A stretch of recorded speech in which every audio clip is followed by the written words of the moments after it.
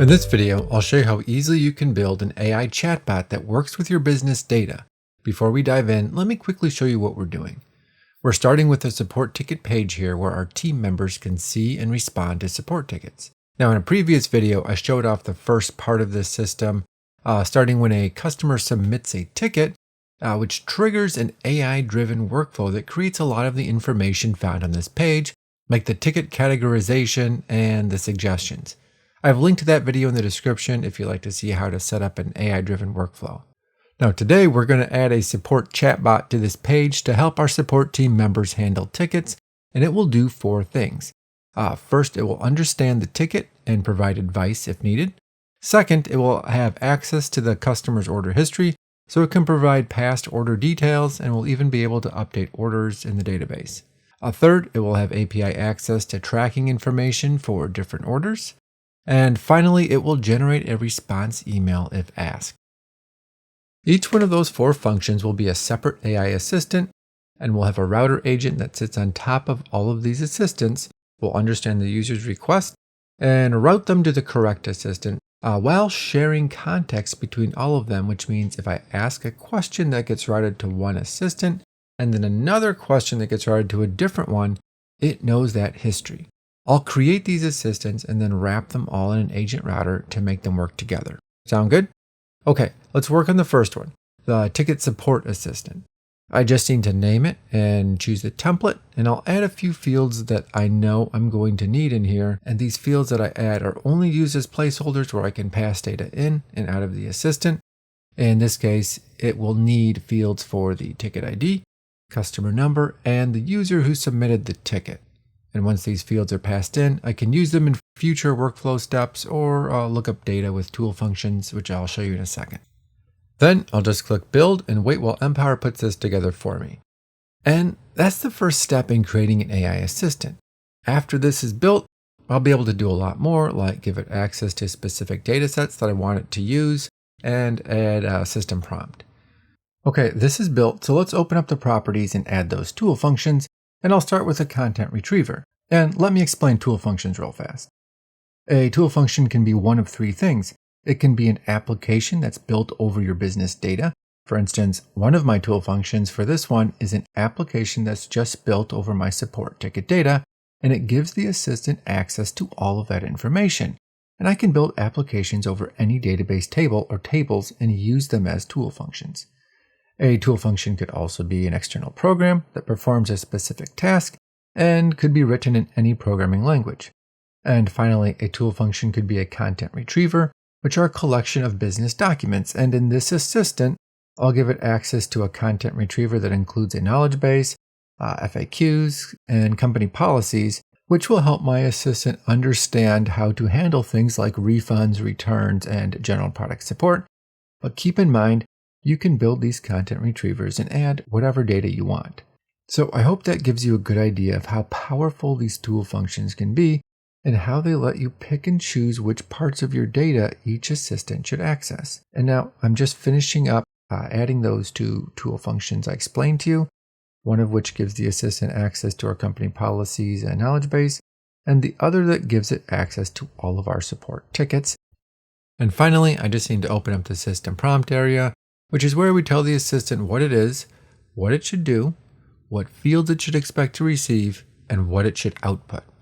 Basically, you're telling it what its job is and how it should do it. And this could be anything. I've just pasted in a prompt that I created earlier for this demo. And that's it.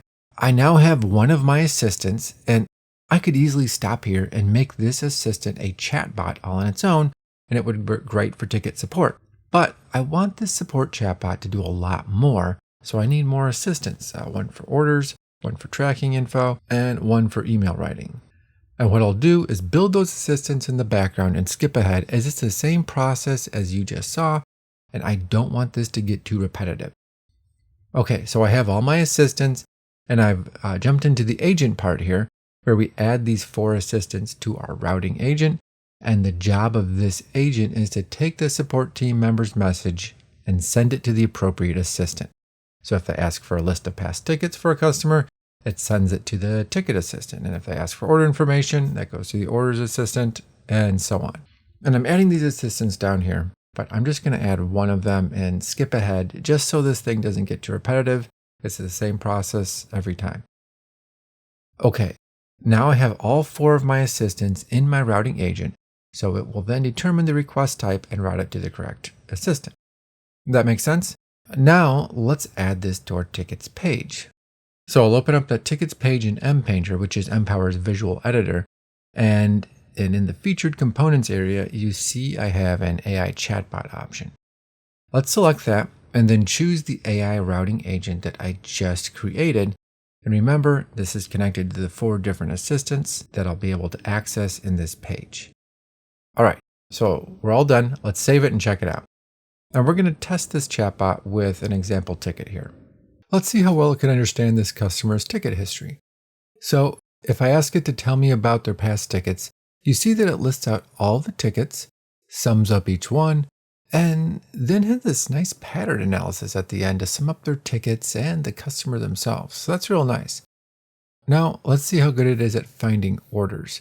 So if I ask it to tell me about this customer's orders, it should give me a list of their past orders, and it's showing me all of their orders along with the important information for each one. So that's great. It's doing a great job so far.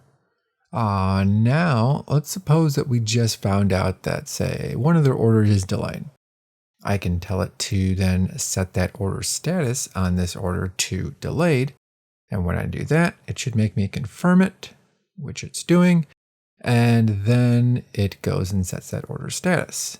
And of course, I need to change the delay reason as well. So let's tell it to change the delay reason for that order to weather. Again, it should ask me to confirm, and it does. So I'm going to confirm, and then it sets the delay reason to weather. Perfect. Now let's scroll up and find an order that's been shipped. Looks like we only have this one, so this will work. And then let's ask it to show me tracking information for this order. And once I do that, it does a good job of showing me that tracking info. And of course, let's go a step further. Let's make it tell us about tracking events for that same order.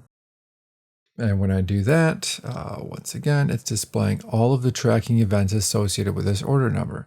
So it's doing a great job with tickets, orders, and tracking. Finally, one more thing to check. Let's ask it to generate an email. And when I do that, it's been instructed to ask for additional information, which it is doing. Let's add something in here and see how it does. There, it's generated an email, and honestly, it's pretty good. It's pulling information from my knowledge base. It's even including the information I told to add, and it's writing up a really good customer service email addressing this ticket. And of course, I could change it however I want, and even click send when it's ready. And that's it. I've built an AI support bot that can help support members understand how to handle tickets, look up customers' orders, tracking info, and even write up emails. And I hope you're getting a sense of how powerful this can be, how easily you can bring AI to your business data, processes, and workflows. And this is just one small example, but you can really use this in so many ways across your business. If you'd like to learn more about how Empower can simplify application development and bring AI to your business data, visit us on the web at mrc-productivity.com. Thanks for watching.